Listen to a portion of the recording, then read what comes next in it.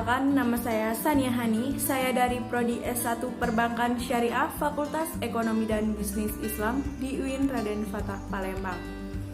Pembuatan video ini saya buat untuk memenuhi tugas dari ujian tengah semester pada mata kuliah Kewarganegaraan dengan judul Geopolitik dan Wawasan Nusantara. Simak videonya ya. Geo berarti bumi dan politik berasal dari bahasa Yunani politeia. Poli artinya kesatuan masyarakat yang berdiri sendiri dan teia artinya urusan. Di Indonesia, geopolitik juga disebut dengan wawasan Nusantara. Geopolitik dapat diartikan dengan sebuah kebijakan politik suatu negara yang memanfaatkan geografi sebagai basis penguasaan ruang hidup demi terjaminnya kelangsungan hidup dan pengembangan kehidupan negara yang bersangkutan. Konsep geopolitik ini sesungguhnya adalah merupakan ilmu penyelenggaraan negara yang berkaitan dengan masalah geografi wilayah atau tempat tinggal suatu bangsa. Negara Indonesia ini memiliki unsur-unsur kekuatan dan kelemahan. Kekuatannya itu terletak pada posisi dan keadaan geografi yang strategis dan kaya akan sumber daya alam. Sementara kelemahannya terletak pada wujud kepulauan dan keanekaragaman masyarakat yang harus disatukan dalam satu bangsa dan satu tanah air. Pandangan geopolitik bangsa Indonesia yang didasarkan pada nilai-nilai ketuhanan dan kemanusiaan yang luhur dengan jelas tertuang di dalam Undang-Undang Dasar 1945. Bangsa Indonesia adalah bangsa yang cinta damai tetapi lebih cinta kemerdekaan. Bangsa Indonesia menolak segala bentuk penjajahan karena tidak sesuai dengan peri kemanusiaan dan peri keadilan. Aspek geografi merupakan fenomena yang dapat diperhitungkan dikarenakan Indonesia ini memiliki kekayaan suku bangsa serta kaya akan sumber daya alam. Indonesia ini memiliki ratusan suku bangsa yang juga tentu memiliki banyak adat istiadat, bangsa, kepercayaan, serta juga agama yang berbeda-beda. Sehingga kehidupan nasional yang berhubungan dengan interaksi antar golongan itu mengandung potensi konflik yang besar. Ditinjau dari tataran pemikiran atau konsepsi yang berlaku di Indonesia, wawasan Nusantara adalah geopolitik Indonesia yang merupakan prasyarat bagi terwujudnya cita-cita nasional yang tertuang dalam Undang-Undang Dasar 1945 dan Pancasila. Konfigurasi Indonesia adalah unik dengan ciri-ciri demografi, antropologi, meteorologi, dan latar belakang sejarah yang memberi peluang munculnya disintegrasi bangsa. Tidaklah mengherankan apabila para pendiri republik sejak dini telah meletakkan dasar-dasar geopolitik Indonesia, yaitu melalui Ikrar Sumpah Pemuda, di mana amanatnya adalah satu nusa yang berarti keutuhan ruang Nusantara, satu bangsa yang merupakan landasan kebangsaan Indonesia, satu bahasa yang merupakan faktor pemersatu seluruh ruang bersama isinya.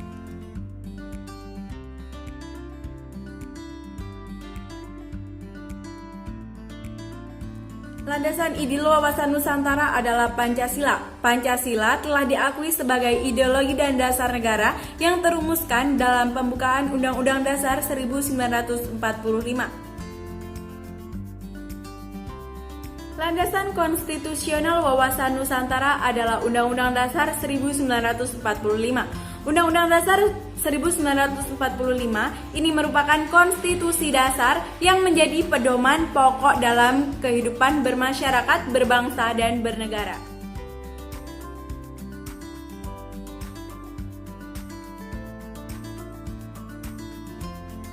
Wawasan Nusantara sebagai wawasan pertahanan dan keamanan negara mempunyai arti pandangan geopolitik Indonesia dalam lingkup tanah air Indonesia sebagai satu kesatuan yang meliputi wilayah dan segenap kekuatan negara. Wawasan Nusantara sebagai wawasan pembangunan memiliki makna cara pandang dan sikap bangsa Indonesia dalam bermasyarakat, berbangsa, dan bernegara. Wawasan Nusantara sebagai konsepsi ketahanan nasional berarti bahwa wawasan Nusantara dijadikan konsep dalam pembangunan nasional, pertahanan keamanan, dan kewilayahan.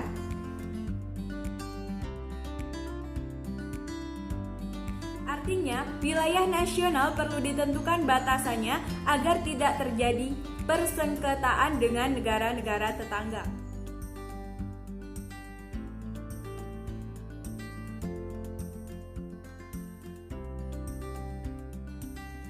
Pelaksanaan kehidupan politik yang diatur dalam undang-undang seperti Undang-Undang Partai Politik, Undang-Undang Pemilihan Umum, dan Undang-Undang Pemilihan Presiden.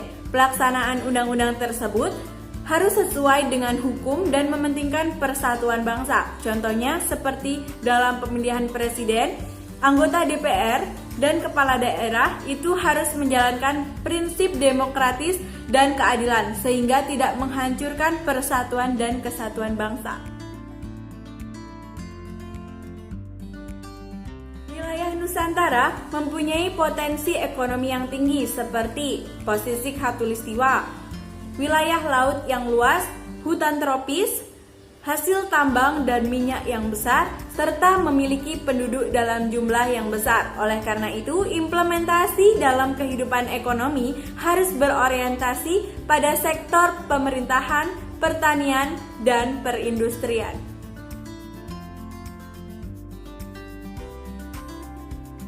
Mengembangkan kehidupan bangsa yang serasi antara masyarakat yang berbeda dari segi budaya, status sosial, maupun daerah. Contohnya, dengan pemerataan pendidikan di semua daerah dan program wajib belajar harus diprioritaskan bagi daerah tertinggal.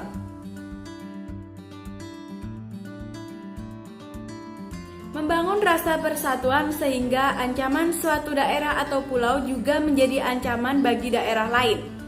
Ada juga membangun TNI yang profesional serta menyediakan sarana dan prasarana yang memadai bagi kegiatan pengamanan di wilayah Indonesia. Baiklah, mungkin hanya ini yang dapat saya sampaikan. Kurang dan lebihnya saya mohon maaf. Kepada Allah saya mohon ampun. Terima kasih yang sudah menonton. Jangan lupa like dan komen. Wassalamualaikum warahmatullahi wabarakatuh. Don't stay awake for too long. Don't go to bed. I'll make a cup of coffee for your head. I'll get you up and going out of bed. Yeah.